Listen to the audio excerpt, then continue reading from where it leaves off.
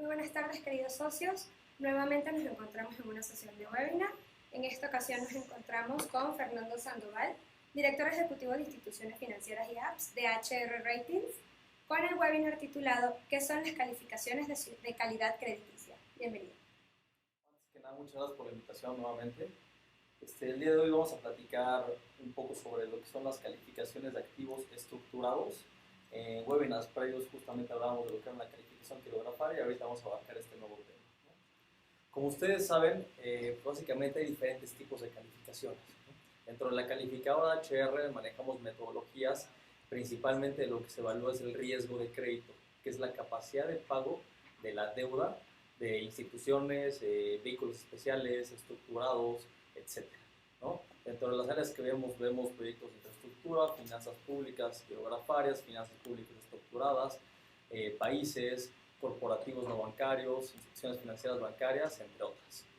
Entonces, el día de hoy mucho era la inquietud que tenían un poco los agremiados de cómo es una calificación estructurada y cómo las SOFOMs pueden alcanzar este tipo de financiamiento para poder diversificar su fondeo y que esta sea una herramienta que les sirva para poder obtener recursos y seguir escalando lo que es el modelo de negocio.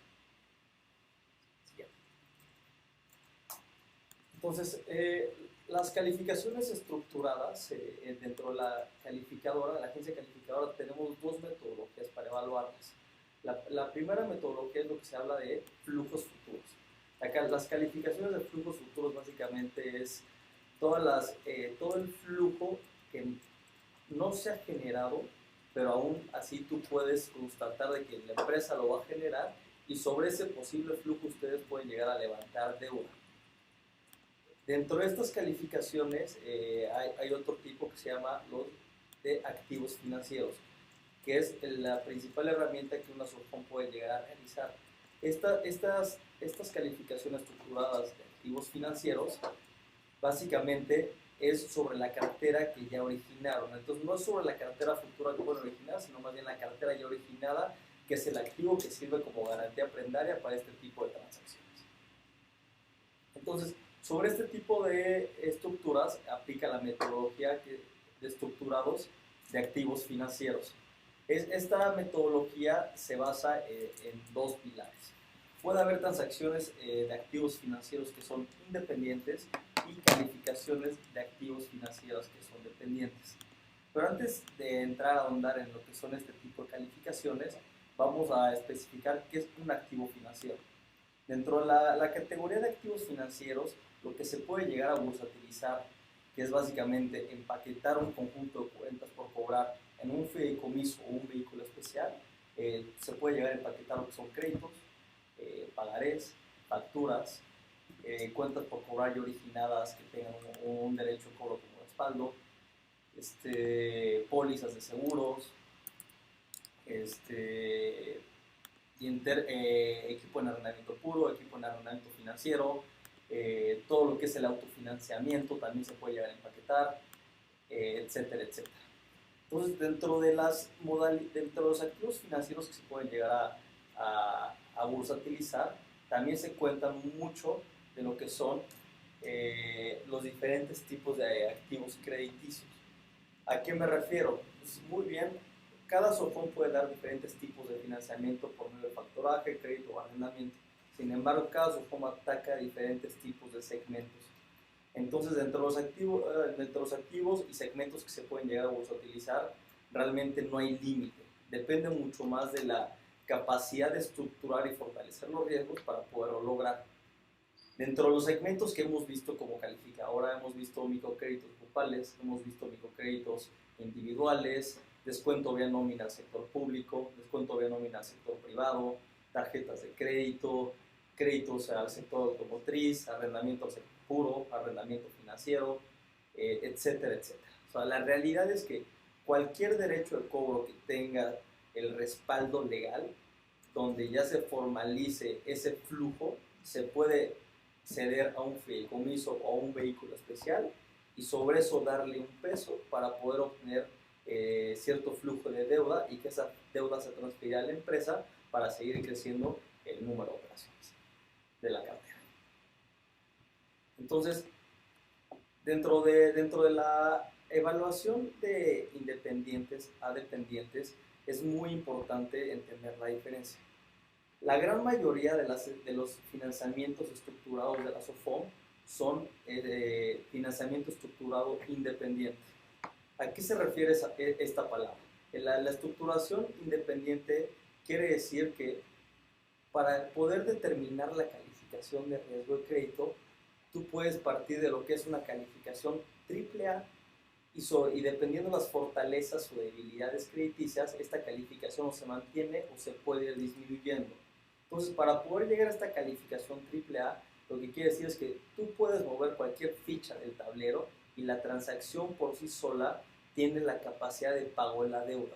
Entonces, es independiente el flujo que se va a generar sobre la SOFOM que lo está generando o la empresa o la entidad que quieres llegar a ceder.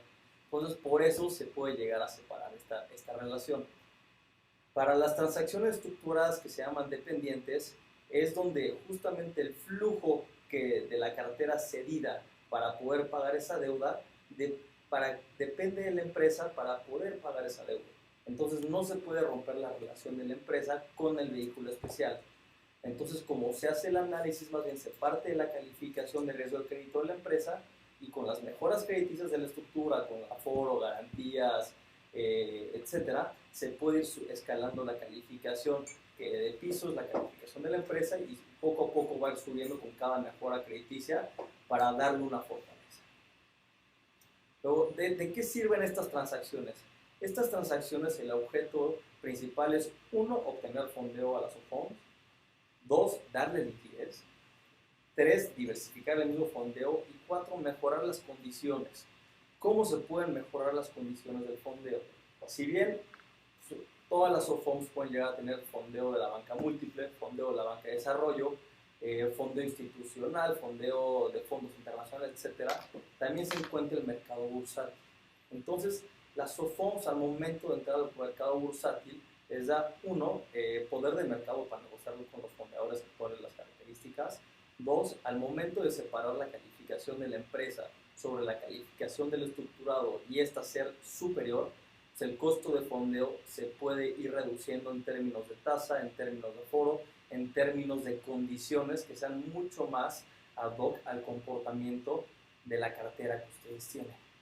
Muchas veces lo que pasa es que el fondeo que van obteniendo las financieras, tanto de la banca de desarrollo como de la banca múltiple, no siempre se adaptan a lo que es el comportamiento del activo productivo que tienen en su balance. Pues muchas veces pasa que el banco les puede dar una línea de crédito simple 1 año, pero la SOFOM está colocando cartera 5 años. Evidentemente esto puede originar problemas de liquidez y descalce dentro del flujo operativo de la empresa. Entonces, la ventaja del financiamiento estructurado es que, como el nombre lo dice, la estructura se diseña al comportamiento del activo. Entonces, si ustedes están originando 5 años, la estructura se diseña a 5 años para que tengan esa ventaja. Por eso es la importancia de este tipo de instrumentos y por eso ha sido el incremento en el uso de este mismo tipo de instrumentos. Luego, este tipo de estructuras se pueden colocar tanto en el mercado bursátil como también se puede obtener financiamiento estructurado privado, que o se los puede comprar la banca de desarrollo, la banca múltiple o los mismos fondos. Entonces, la diferencia entre colocar fondo estructurado tanto en el mercado bursátil como de forma privada es que de forma privada, uno, el banco ya te asegura la sobretasa a la que te va a prestar. 2, el banco ya te está diciendo cuál es el monto que vas a obtener. Y 3, realmente las condiciones realmente pueden ser un poco más flexibles y también se pueden ahorrar ciertos costos de cruce de bolsa, del Indeval, etc.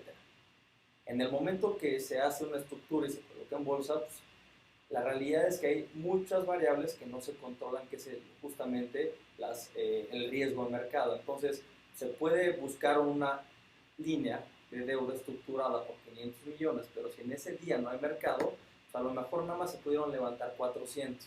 A lo mejor la sobretasa objetivo eran 150 básicos, pero si es un mal día para la bolsa, los inversionistas te pueden castigar y más bien decirte que te dan la línea, pero con una sobretasa mayor. Entonces, esas son las diferencias que se pueden llegar a tener. Entonces, Regresando a lo que es la metodología de activos financieros estructuradas, básicamente la metodología se aterriza en tres pilares diferentes. El primer pilar y el pilar más importante es lo que es el pilar de la evaluación de la situación financiera. Y es básicamente la evaluación del flujo futuro que yo espero que me va a generar la cartera cedida contra el flujo que va a salir para poder pagar la deuda. El segundo pilar es lo que se hace, es la evaluación del riesgo operativo de la transacción.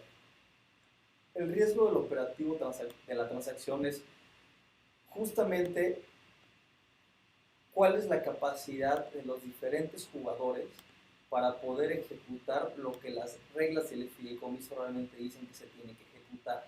¿A qué me refiero con eso? Siempre hay reglas para poder operar, entonces el fideicomiso te dice cada cuánto te puede dar dinero, el fideicomiso te dice cada cuánto tiene que entregar reportes el fideicomitente, el fideicomiso dice cómo va a entrar la cascada de pagos para hacer las distribuciones de flujo. Entonces todas esas reglas se tienen que aterrizar a la operación día a día. Entonces se evalúa cuál es la capacidad tanto del fideicomitente como de los demás jugadores para poder ejercer eso, y en caso de que no se pueda o veamos un riesgo sustancial, se puede llegar a impactar la transacción. El tercer pilar, que es muy relevante, es lo que es la evaluación del riesgo legal de la transacción. Entonces, este análisis de riesgo legal depende de un despacho de abogados externo que contrata a su vez la calificadora. Entonces, lo que se busca en este tipo de pilar es básicamente cuál es la fortaleza legal que puede tener la transacción para poder tener una venta real de activos y que en el momento que la SOFOM, en el peor de los escenarios, presente complicaciones, la transacción estructurada no se ve afectada por temas de concurso mercantil, embargo de cuentas, etc. Más bien la transacción estructurada por sí sola opera como un ente separado. Entonces, dentro de este tipo de transacciones, la complejidad de las transacciones estructuradas es que hay muchos intermediarios involucrados. Entonces, si bien el jugador principal es el fideicomitente, que es la empresa, la SOFOM, que quiere ceder este tipo de cartera para obtener flujo y seguir creciendo los activos. El siguiente jugador es el fiduciario, luego se tiene el fideicomisario, se tiene lo que es el representante común, se tiene el abogado del fideicomitente, se tiene el abogado de las calificadoras, se tiene el agente colocador con su equipo, con su despacho de abogados, se tiene la comisión, se tiene a la bolsa. Entonces, la complejidad de estas transacciones es que se tiene que poner a todos estos intermediarios de acuerdo para que las transacciones realmente puedan ser exitosas y realmente puedan cumplir con el objetivo deseado.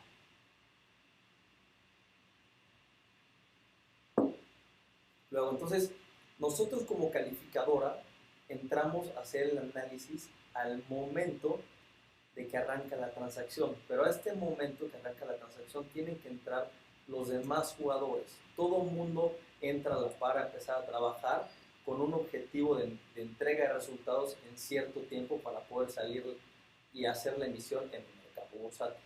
Entonces, como comenté, es que se encuentran entre 10 a 15 intermediarios en este tipo de transacciones y el punto es estar todos con muy buena comunicación para que se puedan alinear los incentivos, se puedan alinear los riesgos, se puedan controlar los mismos riesgos y a su vez tener una transacción exitosa. Entonces, como bien comentaba, en el tercer pilar, que es la evaluación legal, tienes el despacho de las calificadoras, el despacho de ustedes, el despacho del agente colocador.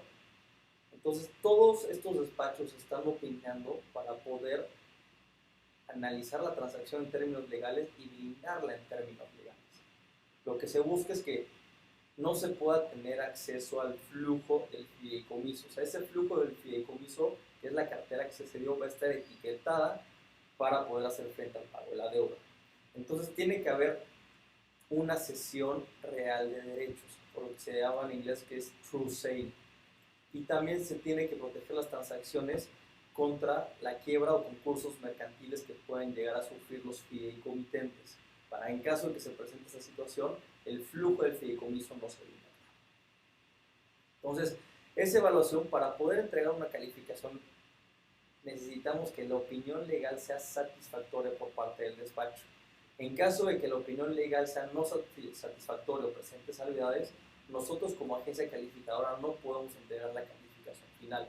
Entonces, se tienen que tener los 3 checks de los 3 pilares positivos para poder concluir en lo que es el reporte de calificación y el comité de análisis de crédito cierra con eso. Luego, dentro de lo que es la evaluación cuantitativa o la evaluación financiera, que es el pilar 3, básicamente este pilar depende totalmente del equipo de analistas de HR Ratings. Este equipo de analistas básicamente están enfocados en hacer lo que es el análisis del comportamiento del activo que se basa. Entonces es muy importante entender todo lo que es el tape de cartera, entender cómo se comporta el activo. Es un activo que amortiza de forma constante, es un activo que nada más paga intereses pero amortiza al final del periodo, es un crédito balloon. ¿Cómo funciona? Porque ese funcionamiento es lo que tenemos que entender para ver cómo van a estar cayendo los flujos dentro del fideicomiso. Entonces, el activo que se va a hacer se analiza en términos de concentración de clientes, concentración de grupo de riesgo común, comportamiento de la morosidad histórica, que es una de las variables más importantes, comportamiento de prepagos, que se pueda llegar a tener pérdida en el interés futuro, comportamiento de algún otro accesorio crediticio que se quiera llegar a ceder, etc. Entonces, una vez que se entiende lo que es el activo financiero, una vez que se entiende cómo va a estar cayendo mes a mes, semestre a semestre, año con año este flujo, se tiene que entender cómo está funcionando la estructura. El comportamiento del flujo tiene que estar alineado con los mecanismos de la estructura. ¿A qué me refiero? Si tú tienes un crédito que amortiza de forma semestral, pero la transacción paga intereses de forma mensual, pues evidentemente no hace sentido y expone a la transacción a que pueda incumplir el pago de intereses. Entonces, más bien, si el crédito va a pagar de forma bimestral, de forma semestral, la transacción tiene que pagar de la misma manera, porque es justamente cuando se va a estar recibiendo flujo y evitar que la transacción pueda sufrir un riesgo de interés.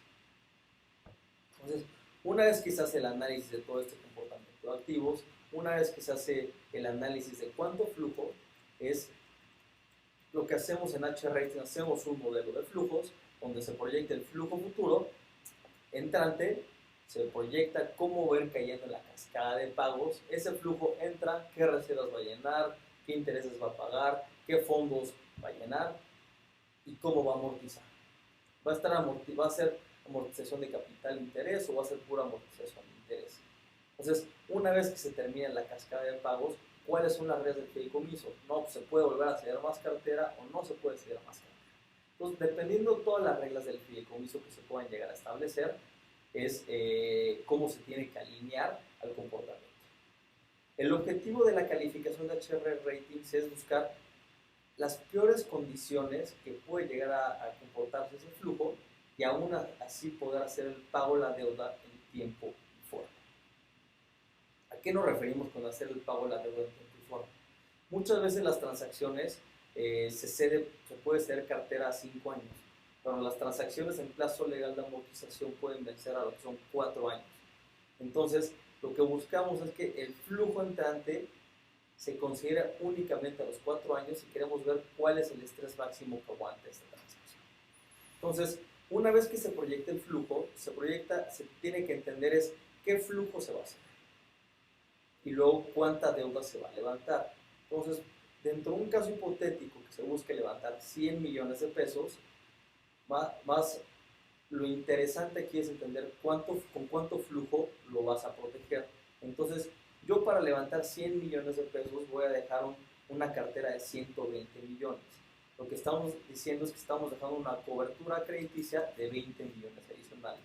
Entonces, para yo determinar cuál es el estrés máximo que aguanta esta transacción es proyecto esos 120, proyecto esos 100 millones y le pongo la morosidad para poder tumbar los 20 millones de mejora crediticia y llevar la transacción a lo que es el punto de equilibrio. Entonces, la morosidad que va a aguantar esa transacción puede perder 20 millones de los 100, lo que es equivalente a un 20%. Entonces, ya que se entiende cuál es la morosidad máxima que puede soportar la transacción en términos de mora, en este caso que es un activo crediticio o un activo financiero, lo comparamos contra lo que es justamente el comportamiento de la pérdida real que se ha tenido histórica. Entonces, si el activo tiene una pérdida de 10%, pues entonces, si yo lo comparo contra mi mora máxima de 20, nada más me aguanta 2 desviaciones estándar del comportamiento histórico. Entonces, dependiendo del número de desviaciones que te soporte este tipo de transacciones, básicamente ese es como se llega a determinar la calificación financiera. Entonces, para que puedan obtener una calificación de AAA, necesitamos que las transacciones aguanten un mínimo de 5 veces el nivel de estrés. Entonces, en este caso hipotético, para poder llegar a ese nivel de calificación, pues, tendría que haber aguantado una morosidad o un estrés máximo de un 50%. ¿A qué me refiero? Que se tuvo que haber seguido cartera por 150 millones para poder levantar 100 millones de deuda. Y con eso, al momento que ya me aguanta 50% y lo compara contra mis cosechas o mi morosidad histórica del 10%, ya tengo las 5 veces y con eso se asigna la calificación del AAA en términos financieros. Pero una vez que se hace todo el modelo, se analiza qué otros riesgos legales, operativos o financieros se pudieron detectar cuando se analizó la transacción y estos no se pudieron incorporar a lo que es el modelo financiero. Entonces, en caso de que el comité detecte que no hay madurez suficiente de las cosechas, no hay separación de lo que es el flujo, no hay triggers suficientes para proteger a la transacción o cláusulas suficientes para proteger a los inversionistas, el comité puede hacer consideraciones de ajustes cualitativas para poder asignar lo que es la calificación final y poder capturar todos los riesgos que realmente se evalúan. Luego, dentro de lo que es la evaluación operativa, lo más importante en este tipo de transacciones es entender si va a haber una separación de flujo o no va a haber una separación de flujo. ¿A qué me refiero? Si dentro del caso hipotético que estaba platicando, que se tienen 100 millones de deuda que se quiere levantar y se va a ceder 120 millones, el flujo que generan esos 120 millones de capital interés, ¿dónde cae? ¿Ese flujo cae a las cuentas de la empresa o ese flujo va a caer a las cuentas del fideicomiso o ese flujo va a caer a lo que son las cuentas del fideicomiso maestro de cobranza? Para poder entrar a esta metodología, lo más importante es separar esa relación. Lo que queremos es que la empresa o el fideicomitente no pueda meter mano a ese dinero que se está generando porque queremos separar lo que es el riesgo de crédito de las empresas. Entonces, al momento de separar ese riesgo, nosotros ya podemos decir, entonces, ya no hay riesgo de crédito del fideicomitente, yo ya te puedo empezar a asignar la calificación de niveles de arriba hacia abajo en lugar de abajo hacia arriba.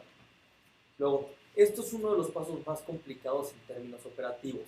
Las SOFOMs chicas a medianas normalmente no tienen este tipo de estructuras y hay algunas que apenas lo están empezando a implementar. Entonces, es muy importante, sí, no es una limitante que no lo tengan. Sí se puede hacer aunque no lo tengan, pero lo importante es que las reglas del fideicomiso pongan las condiciones para ver en qué plazo se va a poder cumplir. Nosotros como calificadora buscamos que más o menos en 6 meses se pueda ceder el flujo total a la transacción y que la transacción esté recibiendo más alrededor del 90% del flujo de forma directa al fideicomiso emisor. Si no se llega a recibir este flujo directo de los acreditados al fideicomiso emisor, no puedo separar el riesgo, entonces más bien yo estaría ponderando la calificación de la mejora crediticia con la calificación del fideicomitente y en lugar de alcanzar la AAA, estará alcanzando los niveles inferiores a eso. Y un menor nivel de calificación lleva a un mayor costo de fondeo, a una mayor dificultad para la venta del papel, etc. Entonces, una vez que se puede separar el flujo en términos operativos, en términos financieros, en términos legales, se tiene que identificar cuál es el tipo de estructura que se está haciendo, de los cuales hay 2 tipos de estructuras, lo que son las estructuras cerradas y lo que son las estructuras revolventes. Para las estructuras cerradas se considera que nada más son de una única sesión. ¿A qué me refiero? Es como si les otorgaran una línea de crédito simple. Hay una única disposición con tu garantía prendaria y se acaba. Luego se tiene lo que son las líneas de crédito revolventes. Y como su nombre lo dice, es como si se tuviera una línea de crédito revolvente como una tarjeta de crédito. Entonces, se tienen fortalezas y debilidades en cada una de las transacciones. Nosotros como calificadora lo que vemos óptimo es que al momento de hacer la primera emisión estructurada, que se haga de forma cerrada para poder proteger, para que el fideicomitente pueda entender cómo funcionan los mecanismos y se pueda preparar para lo que es una línea de crédito revolvente. ¿Por qué recomendamos esto? Básicamente recomendamos esto porque dentro de los casos de quiebra de emisiones, la mayor parte de emisiones han tornado por riesgo operativo y ha sido porque los fideicomitentes siempre han tenido problemas al entender la operatividad y los mecanismos de cesión de flujo, los mecanismos de pedir flujo, y entre esa ambigüedad y entre esa falta de conocimiento se puede llegar a hacer un default en la transacción. Entonces, por eso una transacción cerrada es mucho más segura como primer paso. Luego, la ventaja de las transacciones revolventes, básicamente, comentan que son líneas de crédito donde tú tienes un periodo de disposición con cierto nivel de revolvencia, entonces puedes tener un plazo de 12 meses donde son revolventes y tú vas disponiendo y pagando, disponiendo y pagando, disponiendo y pagando, y hay un periodo que se llama el periodo full turbo o de amortización. Este periodo de amortización es cuando se cierra la transacción y el fideicomiso atrapa todos los flujos para poder hacer frente al pago de la deuda. Luego, una vez que se entiende este tipo de transacciones, es muy importante entender cuáles son los criterios de elegibilidad que tienen estas transacciones y los criterios de elegibilidad justamente para poder ver cuál es el tipo de cartera que se tiene que estar originando y se pueden llegar a ceder. Entonces, dentro de estos criterios, es muy importante dejarlos con la capacidad para que el fideicomitente pueda hacer uso de la línea. ¿A qué me refiero? Hay muchos OFOMs que pueden tener 2 o 3 productos, pero el producto que se está utilizando nada más es uno. Entonces hay que tener claro que si tú tienes microcrédito individual y microcrédito grupal, a lo mejor nada más puede estar siendo grupal. Entonces, ¿cuáles son las características que tiene ese crédito grupal? No, pues son grupos de 5 a 20 mujeres, son tickets de tanto en tanto, cuál es la tasa mínima a la que se puede originar, cuál es el plazo mínimo y máximo al que se puede originar, cuál es el número de pagos a los que se puede ya ceder el crédito, etc. Entonces, esas son las reglas del juego que les pone el fideicomiso a ustedes para decir, ok, yo te voy a prestar dinero, pero bajo estas condiciones. ¿Cuál es el reto aquí? Aquí se tiene que llegar a un punto medio para que la línea sea eficiente y les dé liquidez suficiente para poder seguir escalando el negocio y que los riesgos de crédito estén bien amarrados en las transacciones.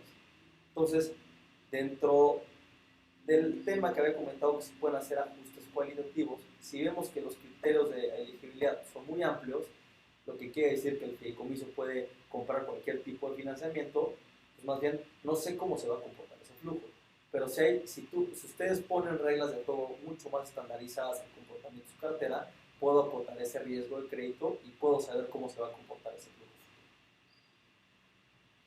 Entonces, una vez que se hace el tipo de estructura, cómo se hace, si hay separación de flujos, una vez que se analizan los criterios de elegibilidad, se analiza cómo va a estar el comportamiento de la cascada de pagos y el comportamiento de lo que es el aforo.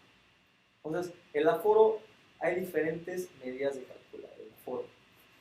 El aforo, la realidad es muy diferente porque depende de la propuesta de cada estructurador y esa propuesta está basada en el comportamiento de su activo.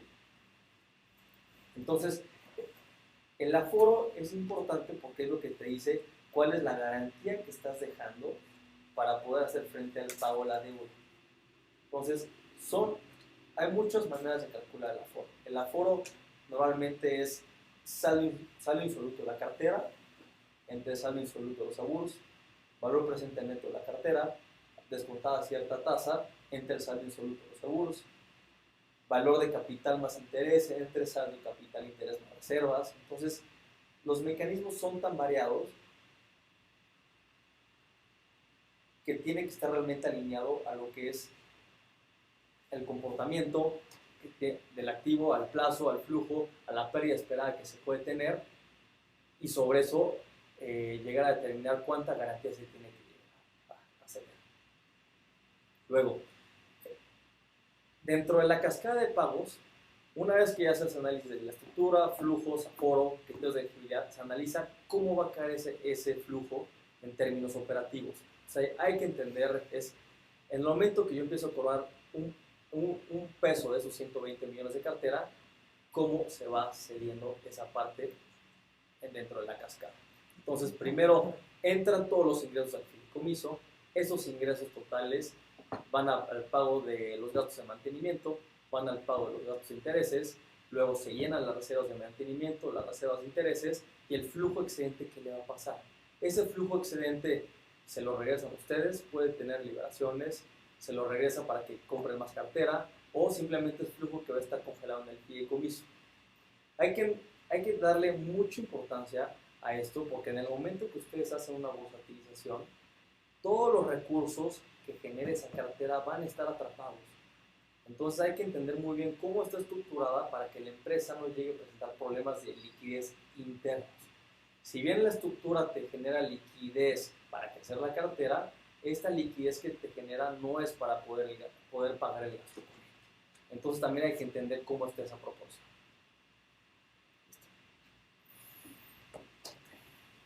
Muy bien, entonces una vez que se hace todo este análisis, se incorporan todos los factores de riesgo y al incorporar todos los factores de riesgo es como se llega a lo que es la calificación. HR Ratings hace dos tipos de escenarios. Entonces, lo que les comenté previamente es que primero se hace lo que es el escenario de máximo estrés con las peores condiciones acorde a los riesgos que se detectan en la estructura. Ese es el escenario que determina lo que es la calificación crediticia. Pero también se hace un escenario base que se usa justamente para ver cuál será el comportamiento natural de este tipo de activo. ¿Y para qué lo hacemos? Hacemos uno para entender el comportamiento ya en el seguimiento de la transacción. Nosotros no entregamos lo que es una calificación al inicio y nos desentendemos de eso. Más bien nosotros, dependiendo del pago de cupón que se tenga, nosotros vamos dando seguimiento mes a mes, trimestre a bimestre, trimestre a trimestre, para ver si realmente el flujo que se tiene esperado es el que realmente está pagando. Entonces, para eso hemos ido mucho al escenario base y también para que los inversionistas y ustedes mismos tengan esa información y darse cuenta si la transacción se está comportando de manera sana o si están detectando ciertos problemas. Entonces, este escenario entra mucho juego ya para las revisiones anuales. Entonces, se asigna una calificación con documentación preliminar. En el momento que se hace el cruce de la transacción en bolsa y se determinan todos los documentos finales, se vuelve a revisar la calificación con las características finales y de ahí parte lo que es las revisiones anuales y cada año por la vía de la transacción se va analizando en un reporte completo y mes a mes o bimestre a bimestre se le hace.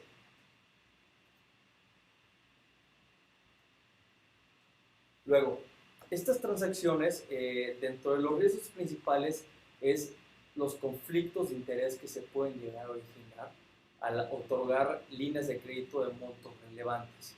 Entonces, al momento de estar analizando las transacciones, es muy importante ver cómo en la documentación legal se separan esos conflictos de interés. Entonces, el fideicomitente es el encargado de originar cartera y cederla. El fiduciario es el encargado de ver que se cumplan con los criterios para poderles dar dinero y seguir originando. El representante común es el encargado de verificar que los intereses de los tenedores están siendo protegidos y que la información que reporte el fiduciario se está reportando de manera correcta. ¿Qué otros jugadores ya en las transacciones se encuentran? Para poder separar el conflicto de interés y cerciorarse que el administrador primario está reportando de forma veraz y de forma transparente y de forma apegada al comportamiento del activo, se incorporan unas figuras que se llaman administradores maestros. Estas empresas que hacen administración maestra básicamente se encargan de conectarse a los sistemas del administrador primario, alias la SOFOM, alias el fideicomitente, para verificar que todo el flujo de cobranza que se está diciendo que se cobra en el fideicomiso es real, que se detecte cuál es la morosidad que tiene el fideicomiso, que sea real con la que está mostrando el fideicomitente. Entonces, básicamente está dando un cierto de cotejos y validaciones para decirle al fiduciario del común toda la información que presentó el administrador primario de la cartera que se dio es correcta. En caso de que no sea correcta, la transacción se tiene que proteger y se le cierra la llave para el uso de los recursos al fideicomitente. Luego, se puede llegar a tener riesgos adicionales de concentración por sector económico, concentración de clientes principales, etcétera. Entonces, ese tipo de concentraciones también se evalúan en los modelos. Entonces, el primer modelo que platicábamos hace sobre una mora pulverizada y creciente. Pero si se llega a tener un riesgo de concentración de clientes, sí se puede hacer una bursa, sin embargo, el enfoque cambia.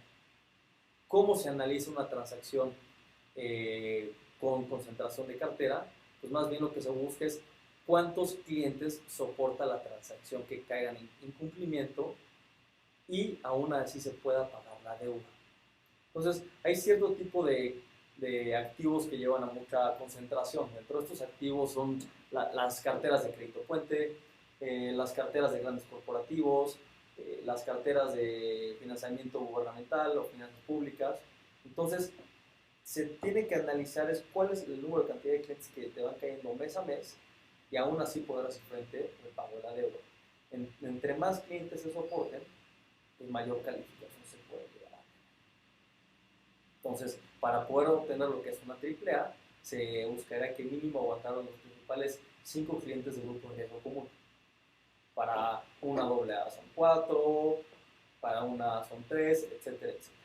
Entonces, conforme al comportamiento y a la capacidad de soportar esas pérdidas, es la calificación de riesgo de crédito que se puede llegar a. Una vez que se termina el riesgo de concentración, se analiza también lo que son los mitigantes de riesgo, las mejoras crediticias. Entonces, dentro de mejoras crediticias, la mejora crediticia principal es el aforo que se deja. Sin embargo, hay muchas transacciones estructuradas que tienen garantías líquidas y garantías de solvencia otorgadas por organismos de la banca de desarrollo, organismos internacionales o algún otro tipo de entidad. Todo este tipo de garantías se busca que el garante siempre tenga una calificación de riesgo de crédito de AAA para poderle dar peso a la transacción. Si tienes una calificación menor, entonces la calificación de la estructura estaría topada por ese nivel de calificación del garante para poderle dar peso. Entonces, en caso de que sea una garantía de liquidez, se analiza en qué etapa de la cascada de pagos puede llegar a entrar. Lo más importante es que sean garantías que protejan el aforo y garantías que protejan el default antes del default. Hay muchas garantías que se ofrecen de la banca de desarrollo, pero son post-default. Entonces, una vez que la transacción defaultó, no nos interesa y no funcionan para nosotros.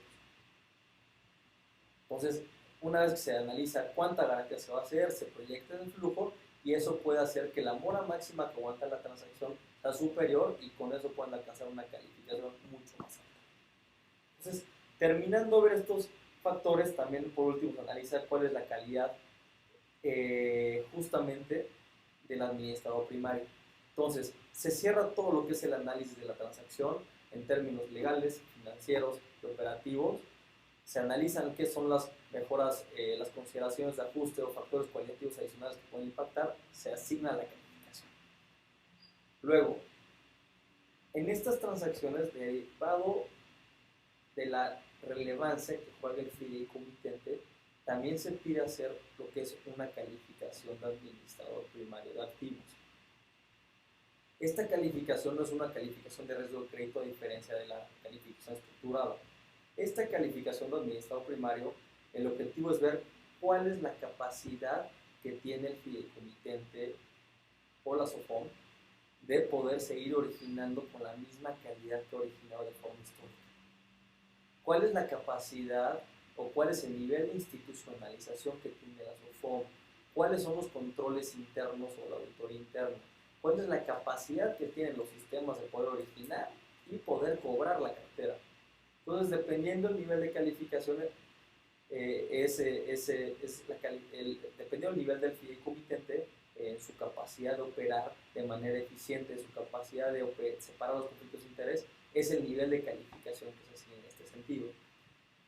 Entonces, la calificación de la estructura son calificaciones de riesgo de crédito que son 19 escalones.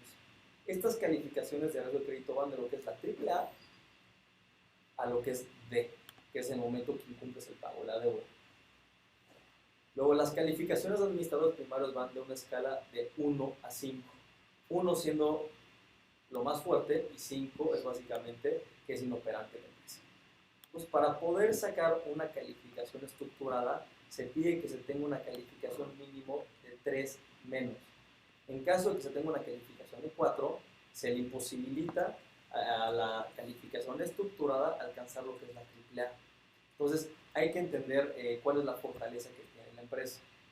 Entonces, con muchos clientes lo que hacemos es trabajamos de forma anticipada la calificación de administrador primario.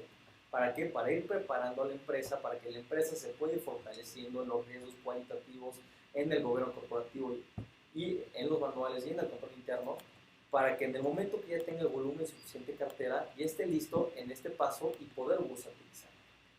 Por eso toma mucha relevancia este tipo de calificaciones.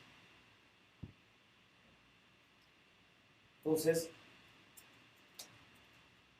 un poco viendo lo que es el mercado y un poco ya para concluir, es las calificaciones estructuradas de activos financieros, el 90% de las calificaciones son triples A.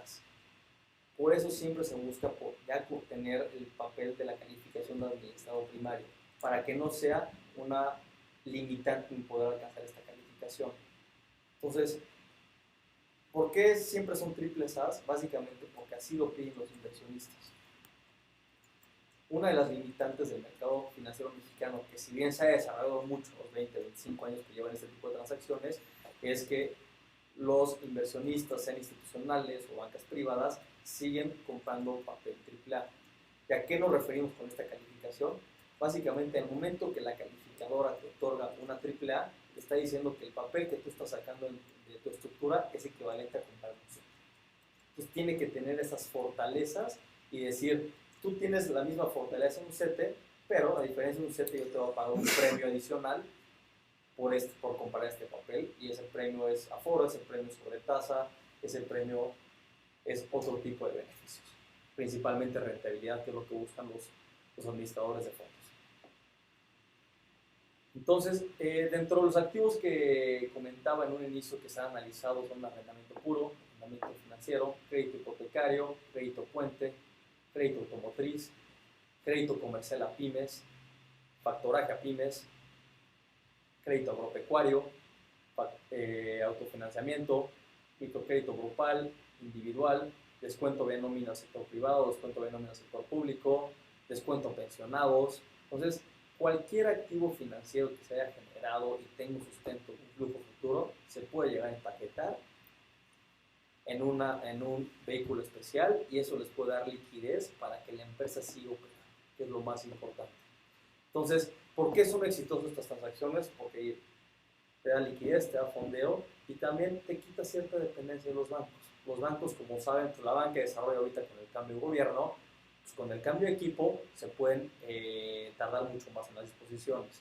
La banca múltiple, nada más con el cambio de los apetitos de casas matrices extranjeras, pueden cerrar las líneas sin previo aviso. Entonces, eso les permite tener acceso a un mercado adicional y que su modelo de negocio y su empresa siga operando y no dependen de otros canales de fondo. Entonces, en términos generales, eso es como se califica un activo estructurado, enfocado en activos financieros. Cualquier duda está a sus órdenes.